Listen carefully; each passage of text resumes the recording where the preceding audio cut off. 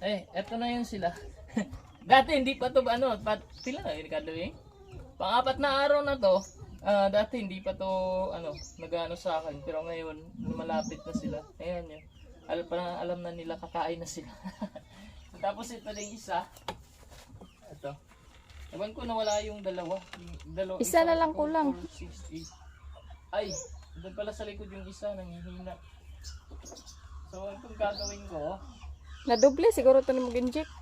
Ito na inject yung gikaon dito manok. Ay, gawag tong iro. Itong gawag dito manok. Oh. Ay, gisampok to sa kuan, Texas. Ay, ang daming galis nito, parang akong galisin. Ay, sorry. Nganong gilain nimo siya? Dili, wala na akong gilain. Galis yung yun na siya. Ikaw, nganong gilain nimo pagkaon? Di man manaog, hinig mo na siya buwan. Tarsan diyan na siya. Sa taas. Sabi. Next naman ito, vitamins. Ngayon purga. Sinurga ko muna para mawala yung nangangayayat nga sila, tingnan nyo. Walang mga kain. Pero ngayon, medyo okay na sila, maliksi na sila. Unlike nung bago ko silang kuha, pero palagi lang sila natutulog. Pero ngayon, pag tinatawag ko sila, lumalapit na sila ngayon. Dati hindi. Wala, daliar na hurot. Uy, tulang pa. Isa ka sako lagi nimo ana, isa ka simana ba malagko na. Wala man lang donation. Wala man lang donation.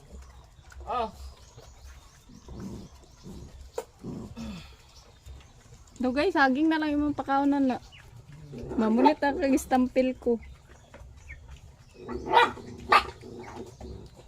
Lakas na nila kumain. Kulang na yung isang kaldero nila.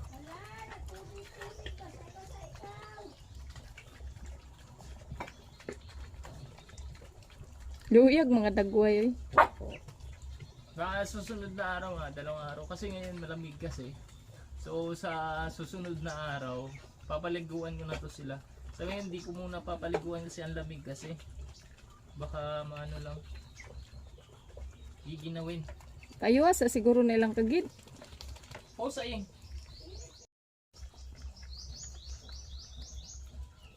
Wa na second batch oy.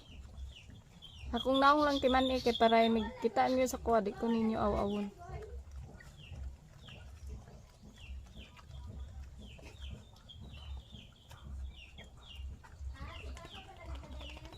Chalakoy.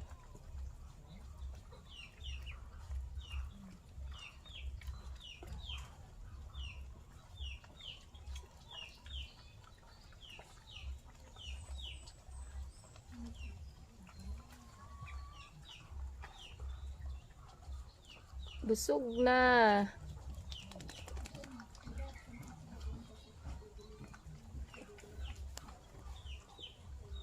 Kabaw naman niyo to eh.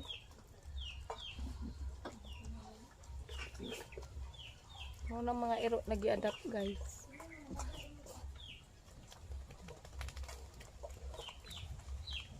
Kagid. Dagan kayong kagid.